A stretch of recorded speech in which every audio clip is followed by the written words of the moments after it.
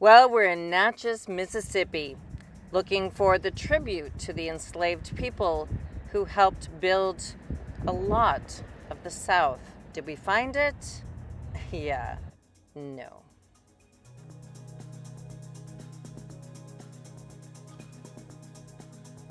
Morning. It is 8:12 here in Louisiana, and I am passing my way through Louisiana, Mississippi, and Alabama, and I am supporting a Canadian movement to buy Canadian and to not spend money in the United States, given that Donald Trump has put tariffs onto my country. And I am stopping somewhere, so I'm doing like Cracker Barrel to pull-offs, truck stops, rest places, so that I don't spend money here. And given that I'm in the deep south, it's really all I can do until I get home to Canada to support the Canadian economy. So I am on my way to a place called Natchez, Mississippi, to see plantations, obviously where slave owners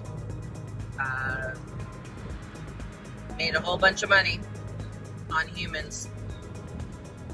Having been related at one point in my life to an African family, I'm not going to get into that too much, but I was married to someone of African descent at one point. I'm going there because A, I want to see it. B, this is the really kind of interesting part, is around there is where the Louisiana Purchase happened. And for a short time, Napoleon would have been the boss of two Canadian states, Saskatchewan and Alberta, which is fascinating to me because the Louisiana Purchase doubled the size of the United States of America way back. The other thing that I wanted to, so I'm going to tell you all about that, and it was only a short period of time because then the Canadian border, which ironically is now considered to be falsely a place where fentanyl is bleeding through. And if you actually do your research, you know that that's not true, but not everybody does research. But driving here through Louisiana, I am struck by how many churches there are. Like on every street corner in this town that I was in, there is a church, including the Cowboy Church, the actual name of the church, which I found interesting. But my goal is to get through these three states relatively quickly and spend as little money as I can. I even got a coffee machine so I don't have to get my coffee in a truck stop or a Circle K or whatever, basically gas station coffee, and then I can make my own coffee here in the vehicle. So so I will be in Mississippi today, and I am going to this historic town, which will, I'm told, be as similar to what it used to be. I think the population is 597. And then I'm going to continue on. I have a couple business meetings today. This is a Monday, and that is typical of my Mondays, is that I drive very early and then I settle in somewhere and actually do work in an attempt to continue to be relevant and make some money, which that's a long story related to the insurance company issue, related to the car accident and the fact that I can't do the job that I used to do. So Louisiana, Mississippi, Alabama, I will be through relatively quickly along the Gulf Coast. not the Gulf of America, the Gulf Coast, and the Gulf of Mexico, and then pop out into Florida, where I'm going to go see the 100 women that I spent time with in southern Texas, from Lulu's Way, an internet sensation in her 60s. She's freaking amazing. And then I'm going to hang out with them for a bit. Then I'm going to see some family in the Orlando area before I head north back to my country. So that is the plan for today.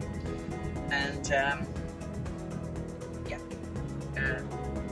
politics aside, the Louisiana Purchase is something that I actually studied in I think junior high school, when I lived in Manitoba, when my dad was posted there with the military. But that's the plan for today. Hey, sweetheart, you want some food? Oh, no, it's okay. No, it's okay. It's okay. Hi. Do you want some food? Okay. Come here. Oh, sweetheart. You got some babies. You got some babies coming? Here. Okay. Do you want some food? Okay. I don't know how to help you. Let me back away so you can have some food. Okay? Let me back away. You need some water? Okay, I'm gonna get you some water. I'll be right back.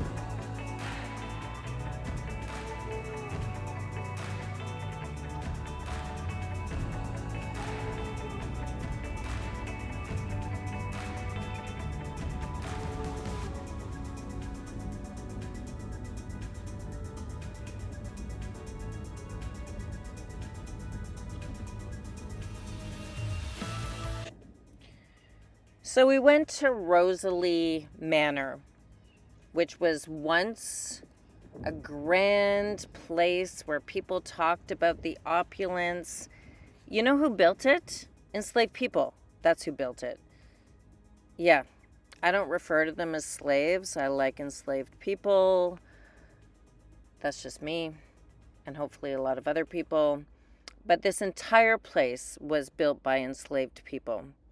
And while they talk about the gardens and the library and the luxury and how it was a place that served the Civil War, it seems a little tone deaf to me, quite honestly. Absolutely tone deaf.